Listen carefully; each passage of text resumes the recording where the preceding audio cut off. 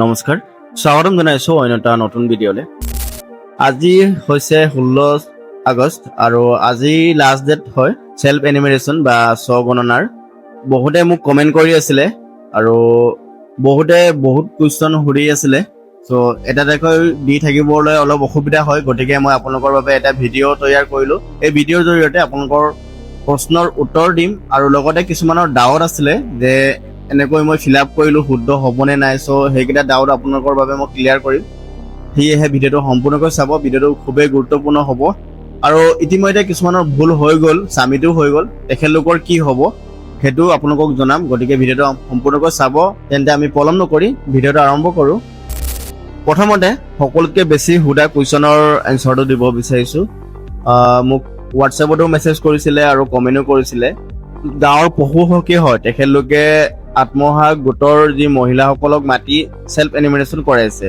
তাতে কিছুমানে ঘৰৰ মুৰব্বীৰ যি আধাৰ কাৰ্ড সেইটো বিচাৰিছে আৰু কিছুমান জেগাত চাগে সেইটো বিচৰা নাই। সেয়েহে মোক প্ৰশ্ন কৰিছিলে এজনে যে মহিলাৰ নামত হেড অফ দ্য ফেমিলি হৈ মহিলাৰ নামত এপ্লাই কৰিব পৰা যায় নেকি? চাওক, মহিলাৰ নামত এপ্লাই কৰিব নোৱাৰে বুলি কথা নাই, কিন্তু সেই মহিলাগৰাকী সেইটো ঘৰৰ হেড অফ দ্য ফেমিলি হ'ব লাগিব, তেতিয়াহে তেখেতৰ নামত এপ্লাই কৰিব পাৰিব। যদি বেলেগ আছে, তাৰ হাজবেণ্ড আছে বা গাৰ্জেন আছে কোনোবা, তেতিয়াহ'লে তেখেতলোকৰ নামতহে কৰিব লাগিব।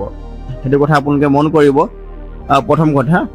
আৰু দ্বিতীয় কথাটো হৈছে মোক কমেণ্ট কৰিছিলে যে চেল্ফ হেল্প গ্ৰুপৰ চেল্ফ এনিমেৰেশ্যন বা স্বগণনা হয় নেকি? চেল্ফ হেল্প গ্ৰুপৰ একো স্বগণনা নহয়, আত্মসহায়ক গোটৰ একো স্বগণনা নহয়।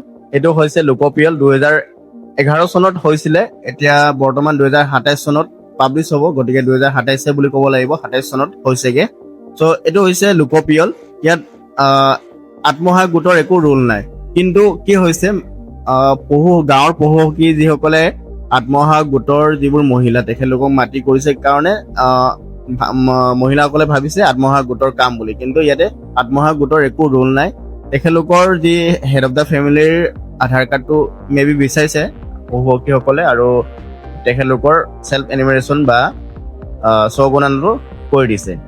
2 নম্বৰ কুৱেশ্যনত বহুতে মোক কমেণ্ট কৰি আছিলে যে ডুৱেলিং ৰুম বুলি এটা অপশ্যন আছে, আপোনালোকে মোবাইল স্ক্ৰীণত দেখা পাইছে চাগে। এই ডুৱেলিং ৰুমটোৰ মিনিংটো কি হয়, কেনেকৈ চিলেকশ্যন কৰিব পাৰি ৰুম, তো ইয়াতে আপোনালোকৰ মই ডাউটটো ক্লিয়াৰ কৰিব বিচাৰিছোঁ।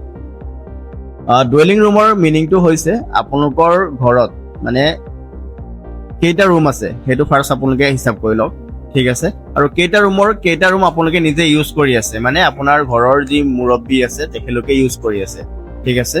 ফৰ এক্সাম্পল, আপোনালোকৰ যদি 6টা ৰুম আছে, 6টা ৰুমৰ যদি আপোনালোকে 4টা ৰুম ইউজ কৰি আছে আপোনালোকৰ ঘৰৰ মানুহ, তেন্তে আপোনালোকে 4টা ৰুমৰ ডিটেইলছো দিব লাগিব। আৰু 2টা ৰুম যদি আপোনালোকে ৰেণ্টত দি থৈছে সেইটো আপোনালোকে দিব লাগিব, কিন্তু সেইটো ইউজ কৰি থকা বুলি নহয়, 2টা ৰুম আপোনালোকে ৰেণ্টত দিছে বুলি এইটো লিখিব লাগিব বা চিলেক্ট কৰিব লাগিব। এতিয়া কি হয়, বহুত লোকে ৰেণ্টত থাকে। চ' ৰেণ্টত থকা মানুহকেইটাতো অভিয়াছলি তেখেতলোকৰ ওন বুলি বা নিজৰ বুলিতো সেই ঘৰৰ যি ডিটেইলছটো স্বগণনাত দিব নোৱাৰে, তেখেতলোকে ৰেণ্টেল বুলিয়ে দিব। গতিকে আপোনালোকে যোনটো 4টা, মই এক্সাম্পল দিয়াৰ কথাটো কৈ আছোঁ, আপোনালোকে 4টা ৰুমটো নিজে ষ্টে কৰি আছে বুলি দিব, কিন্তু 2টা ৰুমটো আপোনালোকে ৰেণ্টত দিছে বুলি দিব পাৰে, ঠিক আছে। ডুৱেলিং ৰুমটো হৈছে আপোনালোকৰ ঘৰৰ মুৰব্বী যিসকল, সেইসকলে ইউজ কৰা ৰুমটোৰ কথা বুজাইছে, ঠিক আছে। আৰু 3 নম্বৰতে এটা প্ৰশ্ন আছিলে, এমিনিটিজ মানে কি বুজায় দাদাক জনাবচোন বুলি মোক কমেণ্ট কৰিছিলে। চাওক, এমিনিটিজ মানে আপোনাৰ যি দৈনন্দিন জীৱনত ব্যৱহাৰ কৰি থকা বা আপোনাৰ প্ৰয়োজনীয় যিবোৰ সামগ্ৰীয়ে হওক বা যিকোনো বস্তু আপোনাৰ দৈনন্দিন জীৱনত ৰিলেটেড থকা বস্তু বুজায়। তো তাত আপোনাৰ খোৱা বোৱাৰ পৰা ধৰি আপোনাৰ যিকোনো আপোনাৰ লেট্ৰিন বাথৰুমৰ পৰা ধৰি আপোনাৰ খাদ্য বস্তুৰ পৰা সকলোবোৰ সামৰি লোৱা হয়। তাতে এমিনিটিজ বুলি এটা কুৱেশ্যন আছিলে, আপোনালোকে সেইটো মিনিংটো বুজি পালে আপোনালোকে নিশ্চয় সেইটো ফিল আপ কৰিব পাৰিব। আৰু 4 নম্বৰ কুৱেশ্যনটো আপোনালোকক মই জনাব বিচাৰিছোঁ আৰু তাৰ উত্তৰটো দিব বিচাৰিছোঁ। ইয়াতে কিছুমানে মোবাইলত কৰোঁতে গুগল মেপটো অ'পেন নহয়, আৰু অ'পেন হ'লেও তেখেতলোকে লোকেশ্যনটো সঠিককৈ দিব নাজানে। তাতে কিছুমানৰ কি হৈছে, সঠিককৈ দিব পৰা নাই। তাৰ এটা চিম্পল ট্ৰিক আছে, আপোনালোকে সেইটো কিন্তু কৰিলে আপোনালোকৰ লোকেশ্যনৰ ওচৰতে যোনটো ৰেড কালাৰৰ যোনটো পিনটো আহি যাব, তাত প্ৰথমতে এড্ৰেছটো দিবলৈ আহে, আপোনালোকৰ তাতে এড্ৰেছটো দিবলৈ আহে আৰু এড্ৰেছটো দিয়াৰ পাছত এটা মষ্ট ইম্পৰ্টেণ্ট কথা হৈছে পিন কোডটো। আপোনাৰ যদি পিন কোড হয়, পিন কোডটো একদম শুদ্ধকৈ দি দিব। তেতিয়া আপোনালোকৰ পিন কোডটো যদি শুদ্ধকৈ দিয়ে তেন্তে আপোনালোকৰ যোনটো লোকেশ্যন হয়, লোকেশ্যনতে এই পিনটো আহি যাব, ঠিক আছে। আৰু পিনটো আপোনালোকে যেতিয়াই আপোনাৰ ঘৰটো বিচাৰি থাকিব আপুনি লোকেশ্যনত, পিনটো আপুনি য'ত বিচাৰি গৈ থাকে তেতিয়া আপোনালোকে লৈ যাব পাৰে। আদাৰৱাইজ আপোনালোকে ঘৰটো বিচাৰি উলিয়াই লোকেশ্যনটো গম পোৱাৰ পাছত আপোনালোকে ডাইৰেক্ট পিনটো জুম আউট কৰি পিনটো লৈ গৈ সেইটো লোকেশ্যনত পঠিয়াই আপোনালোকৰ ঘৰৰ ওপৰত একেবাৰে পিনটো প্লেচ কৰি দিব। তেতিয়া আপোনাৰ যি লোকেশ্যনটো ছাকচেছফুলি কাৰেক্ট হ'ব। আৰু কেইটামান কুৱেশ্যন আপোনালোকক মই কমেণ্ট বক্সৰ পৰা চাই জনাব বিচাৰিছোঁ তাৰ এনচাৰকেইটা, কাৰণ পাহৰি গৈছোঁ, বহুকেইটা কুৱেশ্যন আছে। ইয়াতে এজনে সুধিছিলে চেঞ্চাছৰ মানুহখিনি কেতিয়া আহিব, মই কেনেকৈ গম পাম। চাওক, চেঞ্চাছৰ মানুহ এতিয়া 17 আগষ্টৰ পৰা আপোনালোকৰ ঘৰে ঘৰে ড'ৰ বাই ড'ৰ ষ্টেপত যাব আৰু আপোনালোকৰ ডিটেইলছটো ল'ব। ইয়াতে মোক এজনে কুৱেশ্যন সুধিছিলে যে ঘৰত মানুহ নাথাকে মই কি কৰিম। অবভিয়াছলি আপোনালোকৰ নাম্বাৰ পৰ্টেলত থাকিব বা আপোনাৰ ঘৰৰ ওচৰ চুবুৰীয়া মানুহক আপোনালোকে কৈ থ'ব যে কল কৰিবলৈ। চ' আপোনালোকে যেতিয়াই মানুহ আহে আপোনালোকে লগ কৰি ডিটেইলছটো দিব পাৰে যদি আপোনালোকৰ কিবা ভুল হৈছিলে। ইয়াতে আৰু এটা কথা আপোনালোকক জনাব বিচাৰিছোঁ, কিছুমানৰ ইতিমধ্যে ভুলকৈ ছাবমিশ্যন হৈ গৈছে, তেখেতলোকে কি কৰিব। চাওক, তাত একো ইমান ভাবিবলগীয়া কথা নাই। যেতিয়া আপোনালোকৰ ঘৰত এনিমিনেটৰ আহিব বা স্বগণনা কৰা মানুহ চৰকাৰৰ পৰা আহিব, তেখেতলোকক আপোনালোকে কথাটো বুজাই কৈ দিব যে আপোনালোকৰ কোনটো ষ্টেপত কেনেকৈ ভুলটো হৈছিলে। চ' আপোনালোকে ভিডিঅ'বোৰ চাই নিশ্চয় গম পাইছে চাগে আপোনালোকৰ কিবা এটা যদি ভুল হৈ গৈছে। যদি ভুল হোৱাও নাই তেন্তে আপোনালোকে যেতিয়া তেখেতলোকে আপোনালোকৰ গণনাটো কৰিব তেতিয়া আপোনালোকে ভালকৈ তথ্যবোৰ চাব আৰু ক'ৰবাত যদি আপোনালোকৰ লাগে যে মোৰ সেইটো ভুল হৈছিলে চাগে, তেন্তে আপোনালোকে তেখেতলোকৰ ওচৰত আপোনালোকে কথাটো জনাব পাৰে আৰু তেখেতলোকে আপোনালোকক কথাটো বুজাই ক'ব। আৰু ক'ৰবাত যদি ভুল হৈছিল তেন্তে আপোনালোকে সেইটো কাৰেকশ্যন কৰিবলৈ ক'ব আৰু তেখেতলোকে এনেও আপোনালোকৰ ডাটাটো চাবই ফাৰ্ষ্টত। আৰু এটা কমন কুৱেশ্যন আপোনালোকক মই তাৰ এনচাৰ দিব বিচাৰিছোঁ যে ডিষ্ট্ৰিক্ট ছিলেক্ট নোহোৱা বা কেপচা কোড নোলোৱাটো। অবভিয়াছলি টাইমলাইনটো খুবেই কম আৰু ডেডলাইন ওচৰ হৈ গৈছে।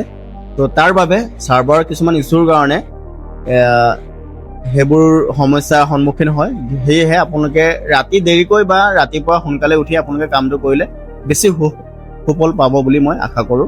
সেয়েহে আপোনালোকে যিটো টাইমত ছাৰ্ভাৰ ইছ্যুটো হ'ব নালাগে, মানুহে বেছি নেট ইউজ নকৰে, সেইটো টাইমত আপোনালোকে কামটো কৰিব।